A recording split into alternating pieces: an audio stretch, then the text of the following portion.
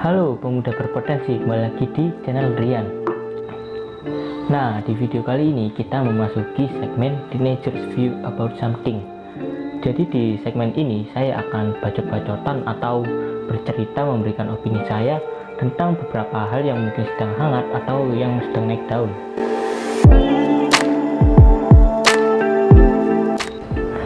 Well ya, mungkin ada sebagian dari penonton ini yang bisa dibilang adalah fans dari MLBB atau yang mengikuti browsing dari MLBB mulai dari MPL, kemudian M1, M2, MPLE dan lain sebagainya.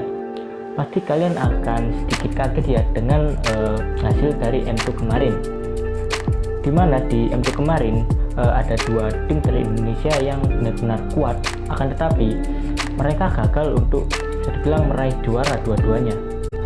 Nah, hal spesifik apa yang akan saya bahas mengenai M2 ini? Sebelumnya, untuk kalian yang belum subscribe, silahkan subscribe terlebih dahulu. Dan apabila kalian sudah subscribe, terima kasih sebanyak-banyaknya. Mari kita lanjut ke videonya. Saya rasa pasti banyak dari fans Mobile Legends Indonesia yang cukup kaget ya dengan bisa dibilang hasil dari M2 kemarin. Dimana kita kan sama-sama Indo Pride, meskipun kita ya bisa dibilang fans dari tim e-sport yang berbeda, akan tetapi pasti kita mendukung RRQ dan juga Alter Ego untuk M2 kemarin. Nah, di tengah banyak fans yang mendukung, atau bisa dibilang di tengah fans dari tim-tim MPL ID lainnya yang ikut mendukung Alter Ego dan RRQ, ternyata di M2 kemarin bisa dibilang Alter Ego dan RRQ tidak membawa hasil yang cukup memuaskan, bahkan menurut saya di bawah ekspektasi dari bisa dibilang fans player Indo, dimana seperti yang kita tahu Alter Ego kemarin ya bisa dibilang kalah dengan brand e-sport sejak awal fase grup. Kemudian RRQ juga yang bisa dibilang sejak selesai di fase grup dia bisa dibilang nyaman di posisi upper bracket. Kemudian pada saat final upper bracket, tim RRQ bertemu dengan tim Burmese Ghost yang berasal dari Myanmar, dimana di situ RRQ sedikit kesulitan nih untuk ya bisa dibilang memenangkan game lawan Burmese Ghost. Kesulitan itu bisa terbukti atau bisa kita lihat dari hasil pertandingan atau hasil match kemarin, dimana match kemarin kan BO5 ya. Nah, RRQ melawan Burmese Ghost ini bisa dibilang kalah dengan skor 3-2, 3 untuk Burmese Ghost dan 2 untuk RRQ. Kemudian singkat cerita RRQ turun di lower bracket dan bertemu dengan brand e-sport, dan di situ bisa dibilang RRQ juga cukup kesulitan. Padahal seperti yang kita tahu di MPL ID atau MPL di Indonesia, RRQ dan Alter Ego ini benar-benar bisa dibilang tim yang sangat menakutkan di season kemarin. Tapi hal yang akan kita bahas di video kali ini bisa dibilang nggak akan membahas spesifik bagaimana meta-meta yang mereka gunakan, alasan kenapa mereka bisa kalah, atau yang lain sebagainya. Tapi di video kali ini kita akan lebih membahas tentang bisa dibilang ketakutan saya selama beberapa season yang kemudian beberapa hari kemarin ini menjadi sebuah kenyataan. Ya, kalau kita bahas soal kekalahan, terutama kekalahan RRQ kemarin, bisa dibilang unexpected atau di bawah ekspektasi dari kita semua. Karena seperti yang kita tahu, untuk tim Indonesia atau katakanlah Liga MPL dari Indonesia ini bisa dibilang salah satu liga terkuat di dunia, yang mungkin bisa dibilang tim-tim yang ada di dalamnya itu kalau bertemu dengan tim-tim dari luar Indonesia, bisa dibilang win rate atau kemungkinan untuk menangnya itu sangat besar. Bisa dibilang tim Indonesia ini sangat overpower, sangat kuat. Nah, tapi sayangnya meskipun tim Indonesia ini kuat atau bisa dibilang kita ini kuat, ternyata bisa dibilang negara-negara lain ini nggak mau kalah dengan kita. Katakanlah Filipina. Seperti yang udah saya bilang tadi, bahwa kekalahan tim Indo terhadap tim luar Indonesia ini bukan kali pertama terjadi untuk soal RRQ dan Alter Ego di M2 ini. Tim Indonesia juga pernah mengalami kekalahan oleh bisa dibilang Filipina. Kekalahan itu dirasakan oleh timnas Indonesia yang pada saat itu mewakili Indonesia di SEA Games 2019.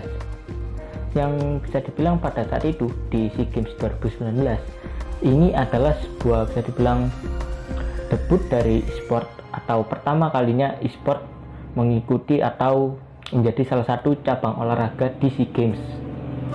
Nah, di situ timnas Indonesia sudah memilih player-player terbaik yang ada di MPL Indonesia melalui qualifier atau kualifikasi. Nah, katakanlah pemain-pemain yang bisa dibilang yang lolos kualifikasi tersebut adalah yang pertama adalah Rex atau Gustian, yang kedua Dangki, terus ada Aura juga, ada Wan, kemudian ada Psycho, dan ada Drian, bukan Rian. Nah, pemain-pemain itu tadi pada saat masa itu atau pada saat itu bisa dibilang pemain dari tim e-sport yang lagi benar-benar on fire banget.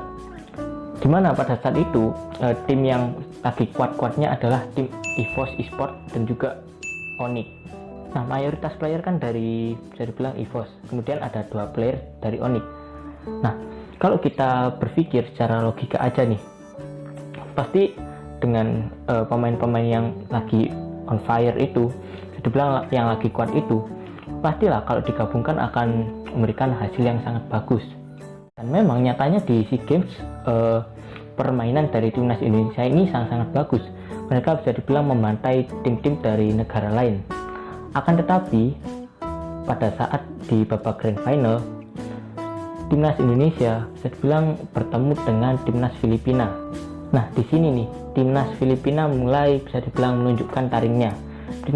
Timnas Filipina berhasil untuk bisa dibilang membuat repot timnas Indonesia, yang pada saat itu pada hakikatnya timnas Indonesia dikandidatkan sebagai bisa dibilang tim yang paling kuat pada saat itu. Dan benar saja dong, setelah Indonesia bertemu dengan Filipina di babak final, ternyata Filipina yang keluar sebagai juara 1 atau meraih medali emas pada saat itu, dan Indonesia hanya bisa dibilang mendapat medali perak atau juara 2 di saat itu. Nah, kembali lagi ke pembahasan utama. Ini adalah sebuah mimpi buruk yang menjadi nyata. Di sini saya akan menceritakan bisa dibilang kekhawatiran saya sebagai salah satu bisa dibilang orang yang tertarik dengan ProScene Mobile Legends. Yang bisa dibilang saya adalah seorang yang bisa dibilang fanatik dengan tim Indonesia, baik itu di timnas maupun di tim yang berlaga seperti di M2. Nah, seperti yang kita tahu, semenjak adanya bisa dibilang liga-liga e-sport Mobile Legends di Indonesia atau bahkan di Asia, tim-tim dari Liga Indonesia atau MPL ID bisa dibilang tim yang sangat-sangat kuat dibandingkan dengan negara lainnya. Nah, dari MPL Season 1 hingga Season 3 bisa dibilang tim-tim dari Indonesia dan luar Indonesia nggak berkembang seperti sekarang. Katakanlah MPL Season 1 sampai 3 ini bisa dibilang MPL ID itu didominasi oleh EVOS dan RRQ. Meskipun di MPL Season 1 NXL berhasil keluar sebagai juaranya. Nah, dari MPL Season 1 sampai 3, tim Indonesia ini jika kita bandingkan dengan tim luar negeri, bisa dibilang sangat-sangat stabil. Mereka tak terkalahkan, dan juga setiap ada bisa dibilang kejuaraan yang tingkatnya internasional, atau kalau kita berpikir lebih logis lagi Asia, pasti tim Indonesia ini bisa dibilang sangat-sangat kuat dan bahkan nyaris tak terkalahkan. Kemudian singkat cerita di MPL Season 4 dan juga M1.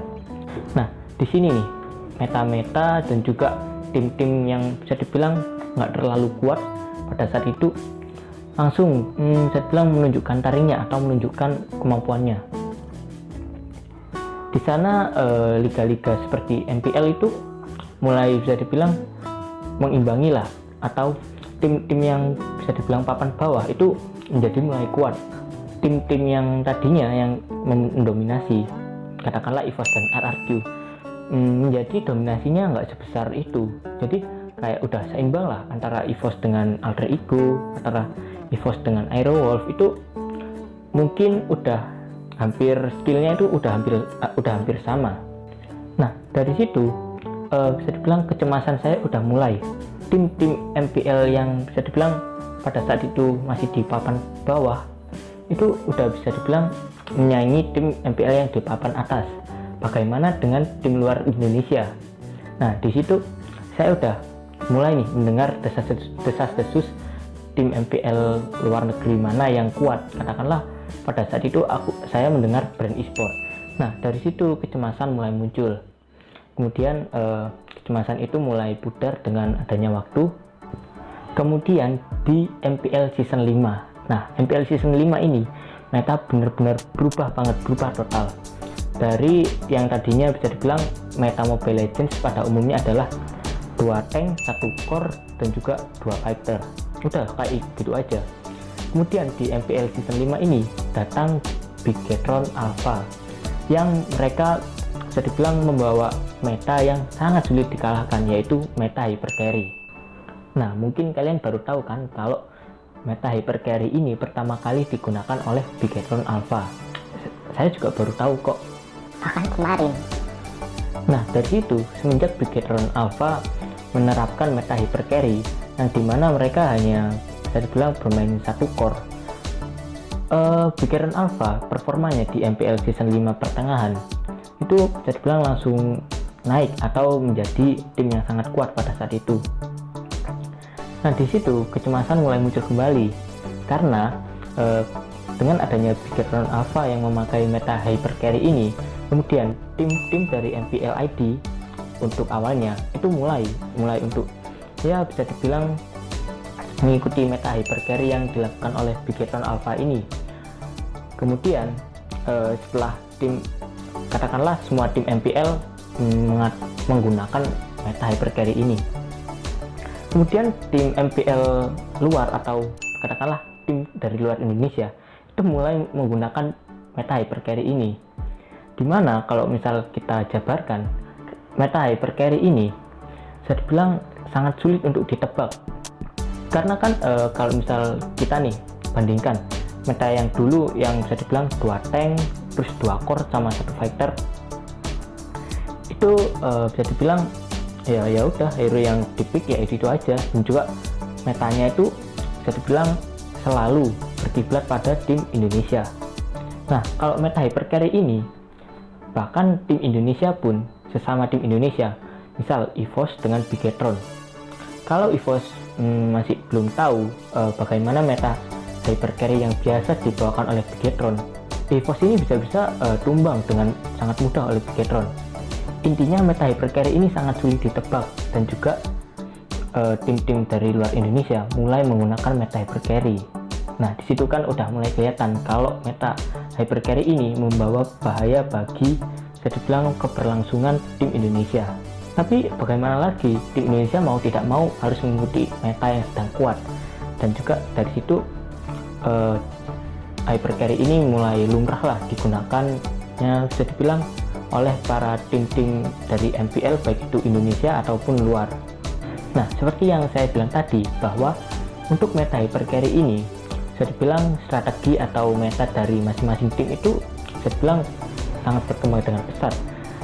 Jadi untuk hero-hero atau band counter itu bisa dibilang untuk masing-masing tim itu sangat mengerikan bagi tim yang lain. Nah, kemudian muncullah MPLI setelah MPL season 5 ini, yang bisa dibilang kalau kita ibaratkan sebagai pertandingan sepak bola, ini adalah turnamen pre-season sebelum kita menginjak turnamen dunia. Nah, di MPLI ini kecemasan saya yang mulai muncul dari season 5 bisa dibilang semakin menguat, karena di MPLI ini tim-tim dari luar Indonesia itu bisa dibilang lebih menunjukkan kekuatannya, hingga tim-tim kuat yang ada di Indonesia, katakanlah seperti Onyx pada saat itu, dia bisa dibilang tim MPL Indo ini benar-benar kuat dua-duanya. Jadi untuk bisa dibilang menghadapi M2 itu benar-benar easy kalau menurut saya pada saat itu ya. Kemudian di N2, kemudian tiba-tiba tanpa bisa dibilang saya ekspektasikan, tanpa saya pikirkan sebelumnya, kemudian alter ego gugur dari N2. Untuk skor pertama itu 0-2 untuk Burmese Ghouls. Arju di game pertama mereka itu kalah oleh brand e-sport ini. Kemudian intinya tim-tim dari Indonesia ini masih tetap kuat, akan tetapi kita nggak boleh lengah, kita nggak boleh yang dikatakan oleh para anak-anak Mobile Legends itu star syndrome. Kita nggak boleh seperti itu. Kita harus respect dengan negara lain, dan juga kita ini masih bisa kalah, kita ini nggak bisa terlalu percaya diri.